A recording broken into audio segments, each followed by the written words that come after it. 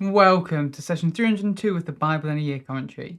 We started this series on the 1st of January, then today should be the 29th of October. Today we'll be looking at 1 Corinthians 7 to 8 and Psalm 142. So far in 1 Corinthians, we've read through the section where Paul addresses the reports he's heard about the Corinthians. Paul wrote 1 Corinthians likely as his second letter to the church in Corinth.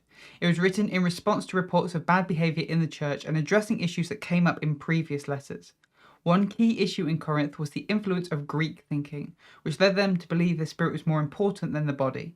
As a result, they either neglected their physical actions or justified sinful behaviours thinking that their body didn't matter.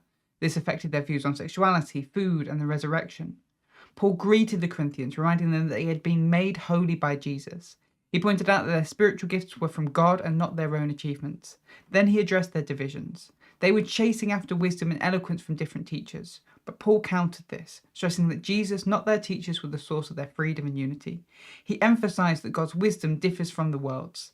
The idea of a crucified Messiah might subvert any human wisdom, but he's reminded them that their influence and gifts come from Jesus.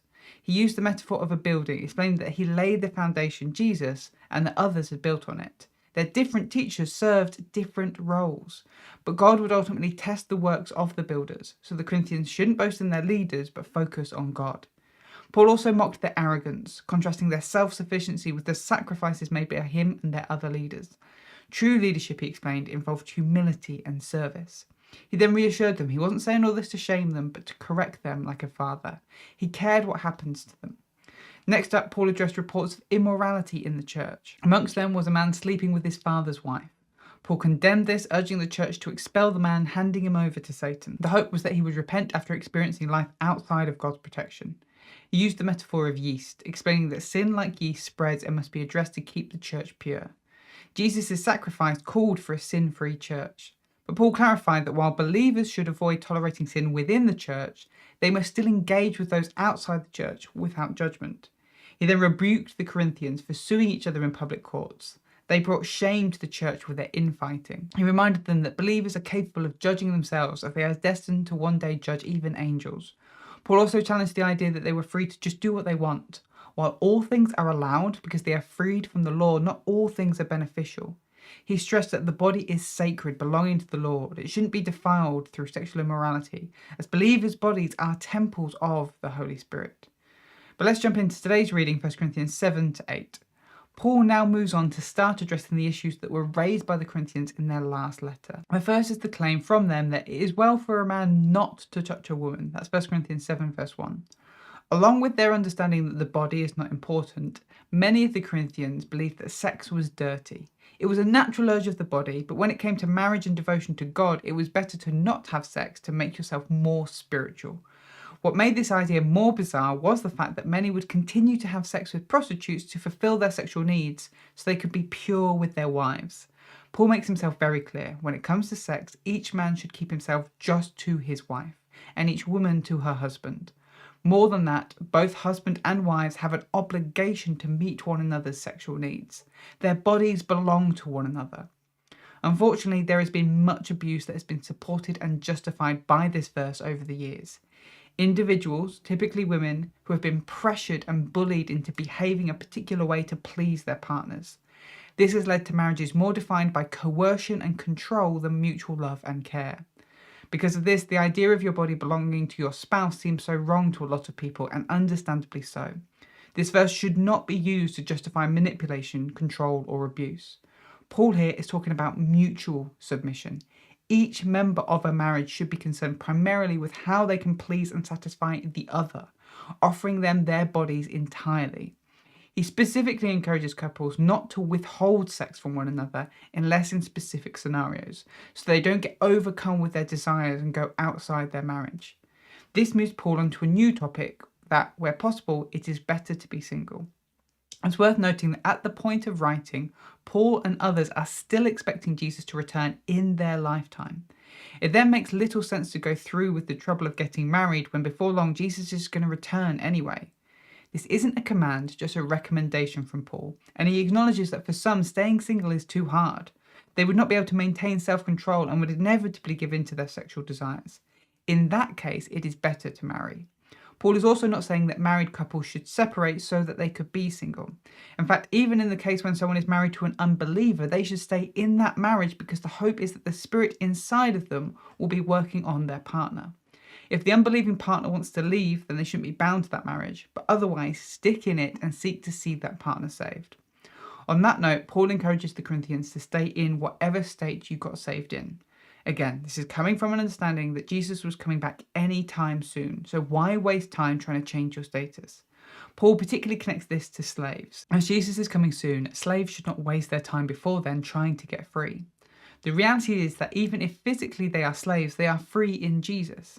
Instead, the slaves should seek to find God and contentment in their slavery. The unspoken suggestion would be that, as with marriage, the hope is that the believing slave could impact their unbelieving master for Jesus. Again, unfortunately, this passage has been used by slave owners to justify their owning slaves. And that's not what this passage is about. It's about allowing Jesus to work through your current situation. This brings Paul back to the topic of marriage. As far as Paul is concerned, where possible, stay as you are. If you're single, stay single. If you're married, stay married. It's not a sin if people choose to get married, but Paul asserts the appointed time has grown short. That's 1 Corinthians 7 verse 29. This life will soon be done away with. Better than to stay single so you can give all your focus to Jesus rather than having to divide your energy between Jesus and your spouse. The idea being it's much easier to sell all your possessions and go out wherever Jesus calls you when you don't have a spouse or a family to take care of. As 21st century Christians, we have to wrestle with these ideas in the reality that Jesus has not yet come and may not come for many years. If, like Paul recommended, no future Christians got married, then Christianity would have died out pretty quickly, with no marriage and no future generation of Christians to carry it out. Slavery would have never been abolished because no one would have sought to free slaves. Paul was providing wisdom to his context from his context. So we must wrestle to seek the wisdom of this passage that does continue to be relevant to us today. Next up, Paul addresses the issue of food sacrificed to idols. Much of this follows the same ideas that he discussed with the Roman church in Romans 14. In their previous letter, presumably, the Corinthians had explained that all of us possess knowledge. That's 1 Corinthians 8 verse 1.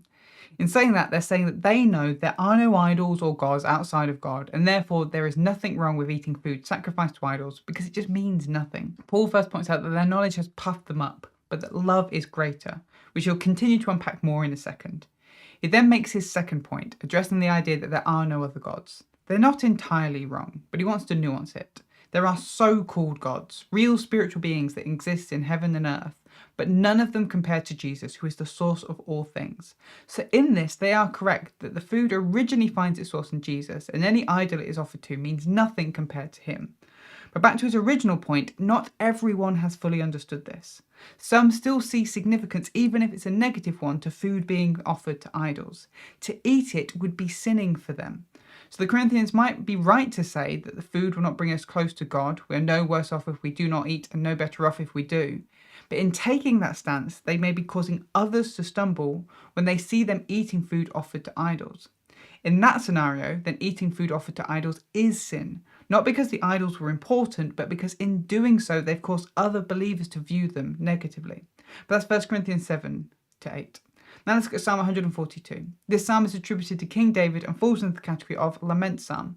Here is a summary of the structure, but I would recommend checking out the written version of this commentary in the description to see the structure properly for yourself. We start with verses 1 to 2, I cry to the Lord. Verses 3 to 4, I am faint and no one cares. And then verses 5 to 7, rescue me, O Lord. The psalmist starts with their cry to the Lord. They are bringing their complaints and struggles to him.